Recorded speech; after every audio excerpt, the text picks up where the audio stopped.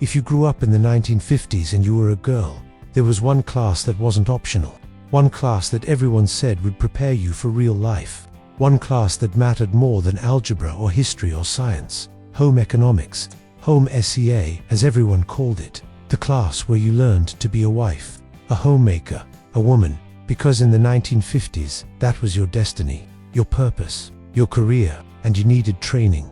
Boys took shop. They learned to work with wood and metal, to fix things, to build. Skills they'd need as husbands and fathers and providers. Girls took home SC and they learned everything else. The home economics classroom was different from every other room in the school. It didn't look like a classroom at all. It looked like a home. There were kitchens, real kitchens, multiple stations with stoves and sinks and counters, ovens that actually worked, refrigerators, cabinets stocked with pots and pans and utensils. There was a dining area, tables set with plates and silverware, cloth napkins folded properly, a space to practice serving meals correctly. There was a sewing room, sewing machines lined up in rows, ironing boards, dress forms, shelves of fabric and thread and patterns. Sometimes there was even a nursery corner, with dolls and cribs and high chairs, for learning about childcare. The teacher was always a woman. Mrs. Patterson, Mrs. Johnson, always Mrs., never Miss. Because to teach home economics, you had to be married. You had to have run a household yourself. You needed credentials. She'd wear a dress and an apron, hair neatly styled, makeup perfect, heels that clicked on the linoleum floor. She was the model, the example, what you were supposed to become. The class met several times a week, sometimes daily. It was a full class, like English or math, because this wasn't a hobby. This was education. This was preparation for the most important job you'd ever have. The curriculum covered everything, and I mean everything. Cooking, obviously. That was the foundation. You started with the basics. How to measure, dry ingredients versus wet ingredients, level cups versus heaping cups, the difference between a teaspoon and a tablespoon, how to read a recipe, following instructions exactly, understanding cooking terms, what fold meant versus stir, what cream meant when making butter and sugar into a mixture.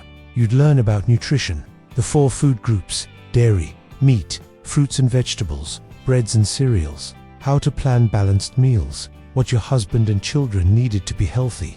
You'd learn to boil water. Seriously, that was lesson 1, bringing water to a rolling boil, testing pasta for doneness, timing things correctly. Then you'd progress. Scrambled eggs, the right amount of heat, when to stir, how to keep them from getting rubbery. White sauce, the foundation of so many dishes. Roux, whisking constantly so it wouldn't get lumpy, adding milk slowly, achieving the right consistency. Baking was its own unit, because baking was science, precise, unforgiving.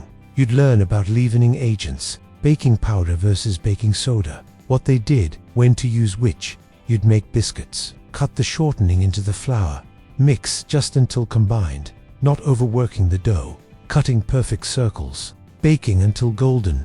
You'd make cakes, yellow cake, devil's food cake, measuring precisely, creaming butter and sugar until fluffy, adding eggs one at a time, alternating dry ingredients with milk, frosting from scratch, butter, powdered sugar, vanilla, beating until light and spreadable. Pie crust, the hardest thing, flaky, tender, not tough. The right ratio of flour to fat, cold water added drop by drop, rolling it out evenly, crimping the edges. Every girl had to master pie crust, because a good wife could make pie, and a woman who couldn't make pie, well, you'd work in groups. 3 or 4 girls to a kitchen station, assigned roles, 1 person measuring, 1 mixing, 1 checking the oven, 1 cleaning as you went, because that was another lesson. Clean as you go, don't leave a mess for later. A good homemaker kept her kitchen neat at all times. Did you take home economics in school? What do you remember making? The biscuits, the white sauce, that impossible pie crust. Share your home icy memories in the comments. We want to hear what you learned. Sewing was the other major component, just as important as cooking.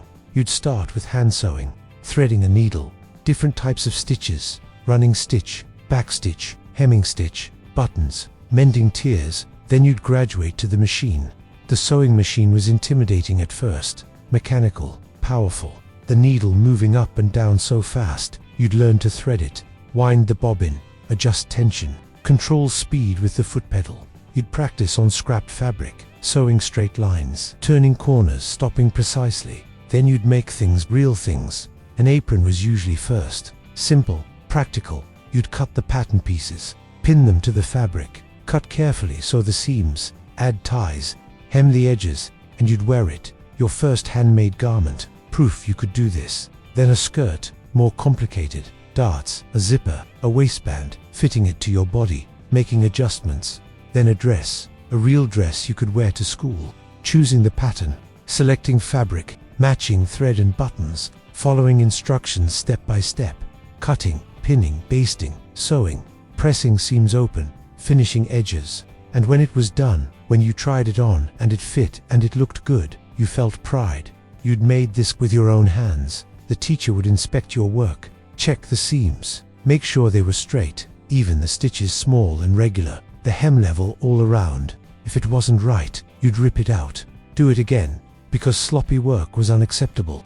You were learning to do things properly. There were units on laundry, how to sort, whites, colors, delicates, hot water for some things, cold for others, the right amount of detergent, how to treat stains, blood, grass, grease. Each required different methods, how to hang things to dry, shirts on hangers, sheets folded over the line, pinning them so they wouldn't blow away, how to iron the right temperature for different fabrics, cotton, hot, silk, cool, synthetic, somewhere in between, ironing in the right direction, collars, sleeves, button plackets, how to fold, sheets, towels, shirts, everything neat and uniform, ready to put away.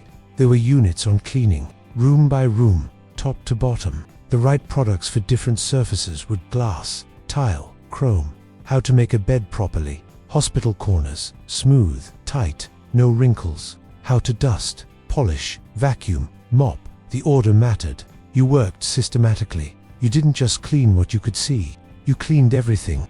There were units on table setting, formal and informal, where the fork went, where the knife went, blade facing in, spoon to the right of the knife, water glass above the knife, bread plate to the left, how to serve, from the left, clear from the right, how to carry plates, how to present food attractively, table manners, how to hold a fork, how to cut meat, where to rest your utensils between bites, how to use a napkin, when to start eating, polite conversation at the table. There were units on budgeting, household finances, making a grocery list, shopping economically, comparing prices, using coupons, stretching $1, meal planning, planning a week's worth of meals, using leftovers, avoiding waste, balancing cost with nutrition. There were units on childcare, how to hold a baby, how to burp a baby, how to change a diaper cloth, diapers, folded and pinned, how to bathe a baby, support the head, test the water temperature,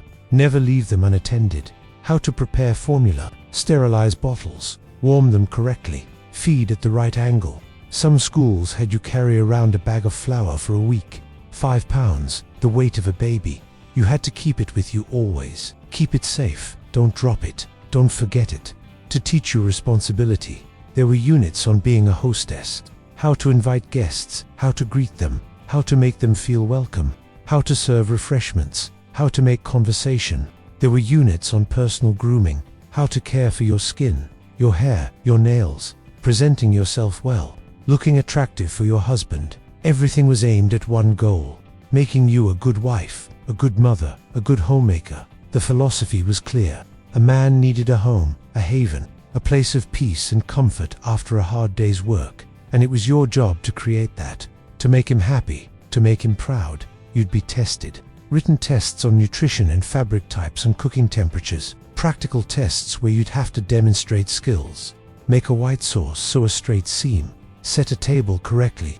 You'd be graded on technique, on results, on your attitude and effort, and these grades mattered. Because Home IC wasn't a blow-off class, it was serious, it was your future. Some girls loved it, thrived in it, found satisfaction in mastering these skills, looked forward to using them in their own homes someday.